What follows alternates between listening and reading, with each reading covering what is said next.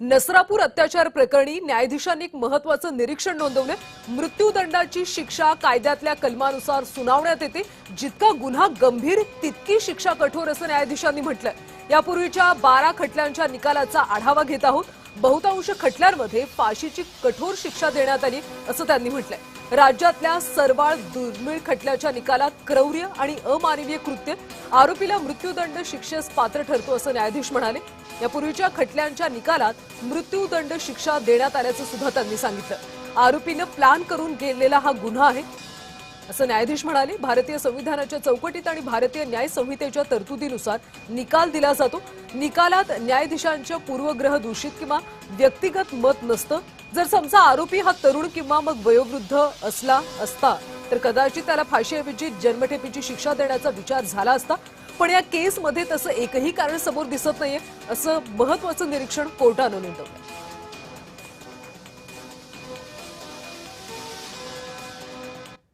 Prosecution कडनं ही rarest of rare केस आहे आणि आरोपीचा मागचा इतिहास बघता, आरोपीचं वर्तन बघता आरोपीला रिफॉर्मेटिव्ह थिअरी ही ऍप्लिकेबल होणार नाही। आरोपी हा रिफॉर्म होण्याच्या परिस्थितीच्या बाहेर गेलेला आहे, म्हणून आरोपीला या रेअरेस्ट ऑफ रेअर केस ही मानण्यात यावी आणि आरोपीला मृत्यूदंड देण्यात यावा असा आग्रही युक्तिवाद आम्ही प्रॉसिक्युशन तर्फे करण्यात केलेला आहे। आता न्यायाधीश नक्की काय करतील? प्रोसेस एवढीच राहील की निकालाचं थोडक्यात वाचन होईल आणि अंतिम आदेश जाहीर केला जाईल।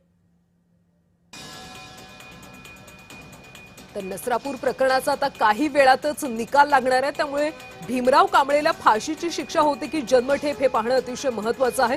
खरं तर यावेळी न्यायालयानं न्यायाधीशांनी महत्त्वाचे निरीक्षण नोंदवलेले आहे। गुन्हा जितका गंभीर तितकी शिक्षा कठोर असं त्यांनी म्हटलेलं आहे। जर गुन्हेगार हा अल्पवयीन असता किंवा वयोवृद्ध असता तर जन्मठेपेच्या शिक्षेचा विचार झाला असता, मात्र या गुन्ह्यात असं काहीही दिसत नाही।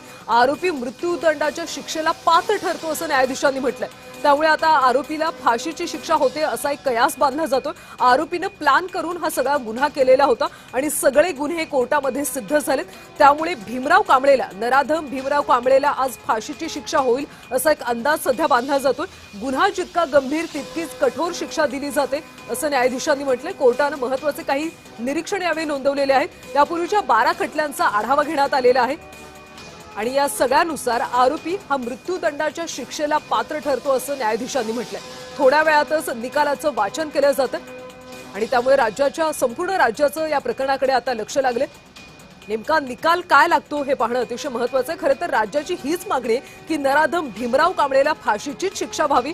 त्यामुळे आता निकालाचं वाचन कधी होतं आणि कोर्ट नेमकी काय शिक्षा सुनावते हे पाहणं महत्त्वाचं आहे।